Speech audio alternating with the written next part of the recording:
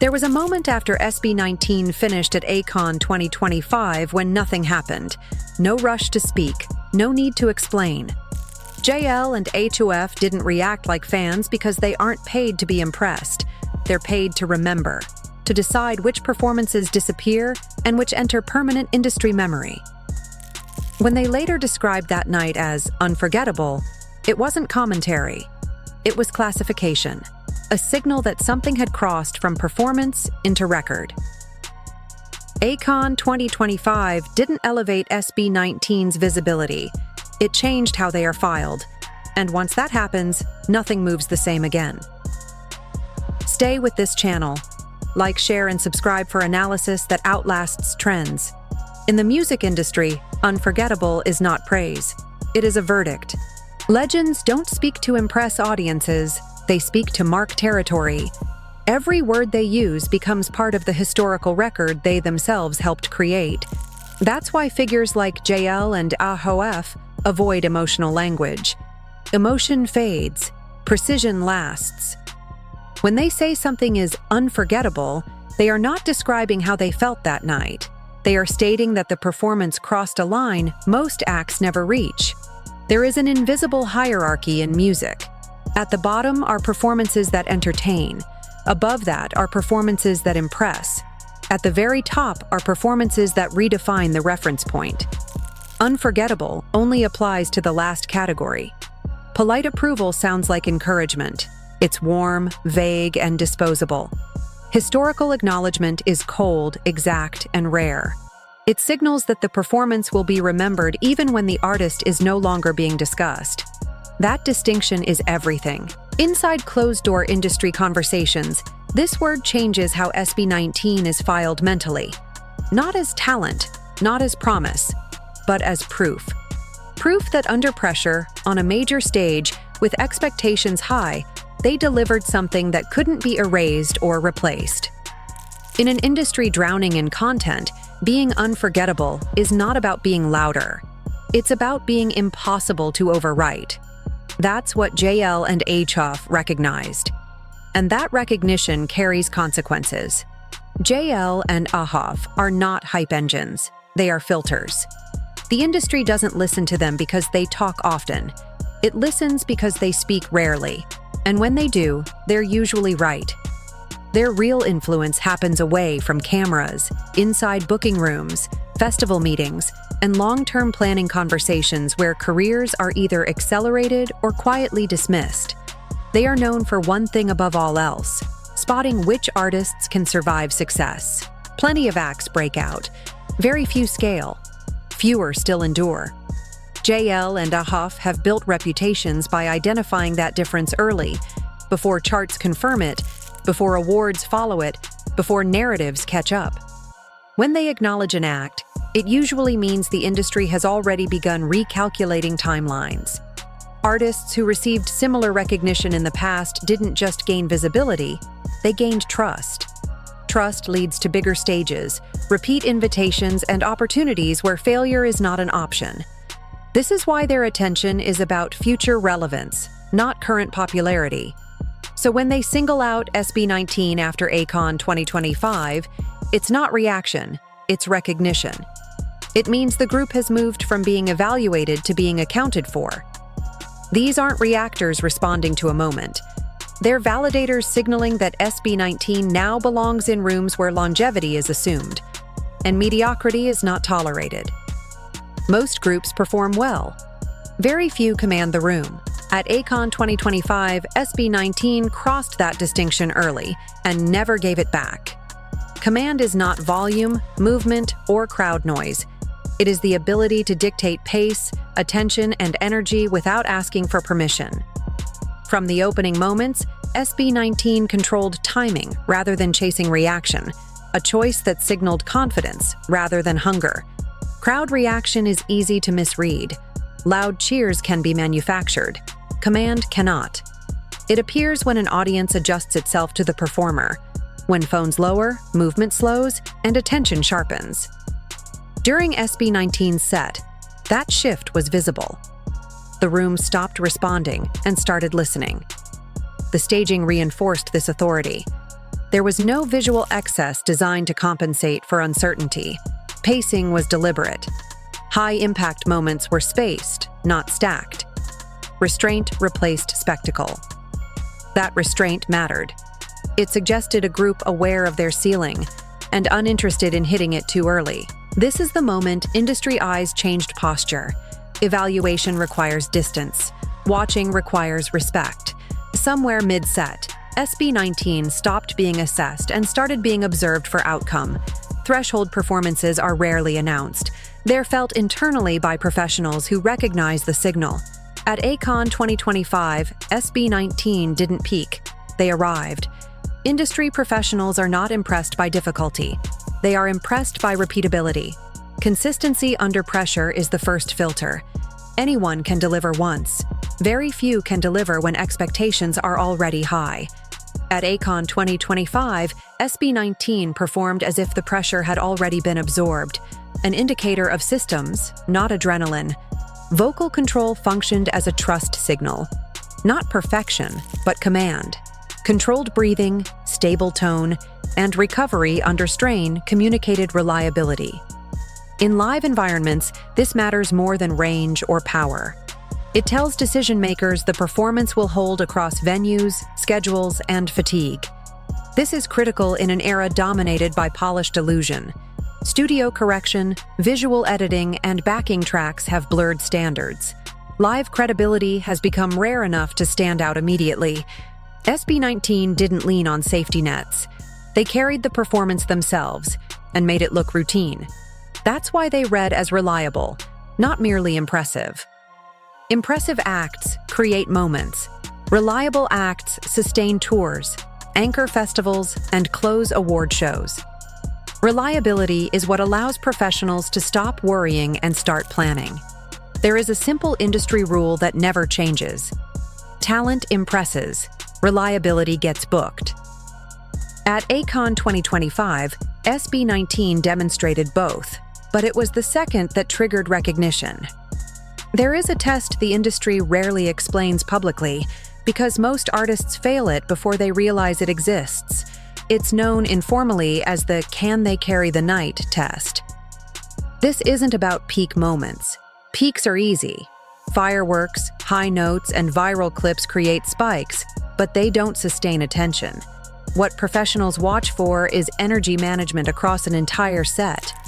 Can the act hold the room from the first minute to the last without burning out the audience or themselves? At ACON 2025, SB19 passed that test quietly. Their performance was structured like a long-distance run, not a sprint. Intensity rose and fell with intent. Moments of restraint weren't gaps. They were control points designed to reset the room. That's not instinct. That's experience. Equally important was their ability to read a mixed demographic audience in real time. Festivals aren't fan meetings. They contain skeptics, casual viewers, and industry observers simultaneously. SB19 adjusted delivery without pandering, keeping core fans engaged while pulling in those unfamiliar with their catalog. Legends watch for fatigue management because fatigue exposes weakness. High notes impress. Endurance convinces. The ability to finish a set as composed as it began signals that the act can survive tours, multi-city schedules, and long promotional cycles. Most fans remember the loudest moment. The industry remembers who still had control at the end. SB19 did. Endorsements at this level resist manipulation by design. No label can purchase a comment like this because it carries risk for the person giving it. When legends like JL and HOF speak, their credibility is on the line. One misjudgment weakens future authority. That's why they avoid hype cycles and PR narratives. Silence is safer than exaggeration. Timing made this moment organic and rare. The endorsement followed a live performance, not a campaign. It arrived after observation, not promotion. There was no build-up, no expectation, no incentive. That absence of orchestration is exactly what gives it weight. Equally important, legends don't repeat praise once it's given. Repetition dilutes value. They mark moments, then move on. The industry understands this pattern. A single acknowledgement carries more weight than years of compliments because it signals finality, not momentum chasing. Scarcity amplifies impact. In a media landscape where praise is constant, restraint becomes the signal.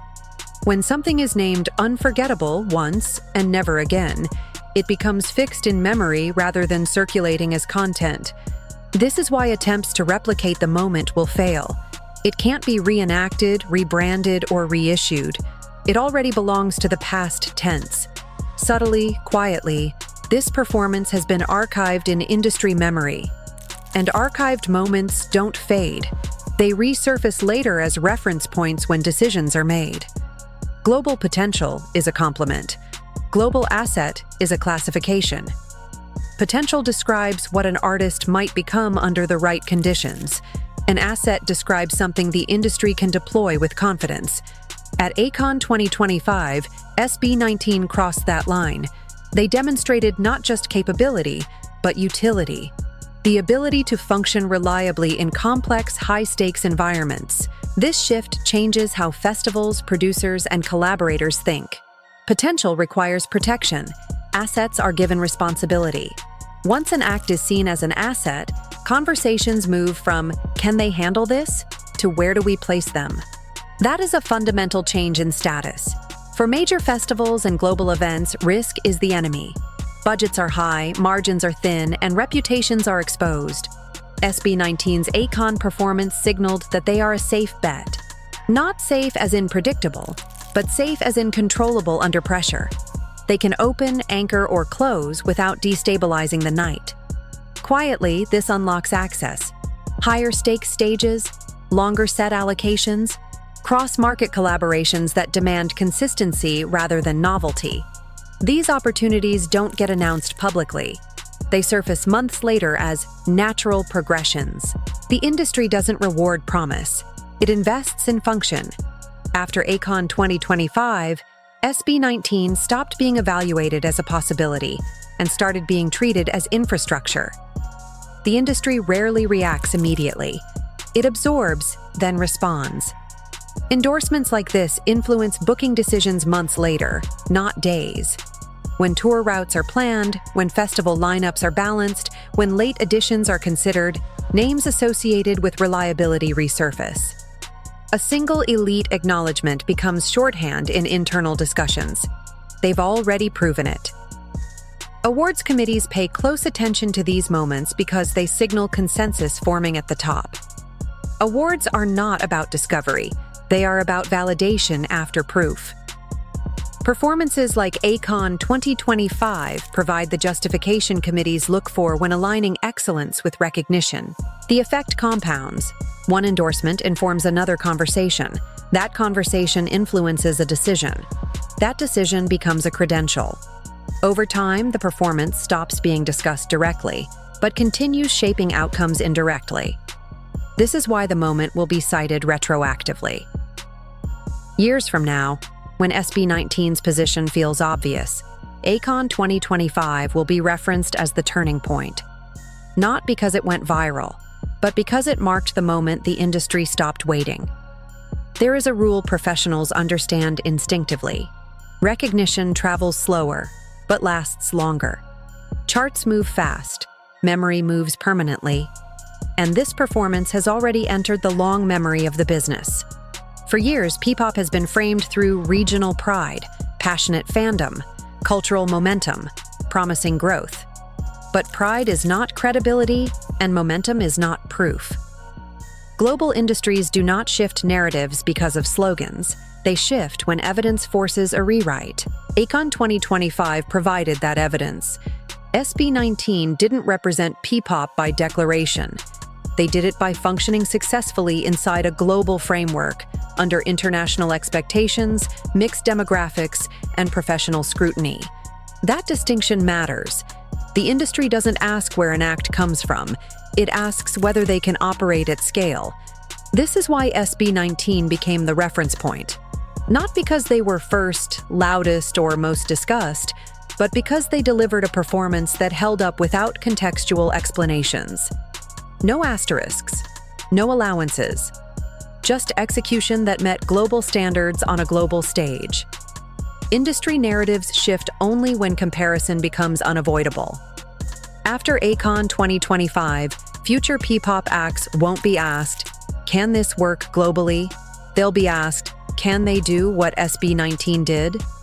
That's the difference between an exception and a benchmark. Benchmarks don't inspire, they redefine expectations. And once expectations change, the door doesn't close again, it moves. This is how careers transition from momentum to permanence, not through applause, but through recalibration. SB19 did not demand recognition at ACON 2025. They triggered it, and recognition of this kind doesn't echo loudly. It settles in. Moments like this don't announce revolutions. They quietly begin them.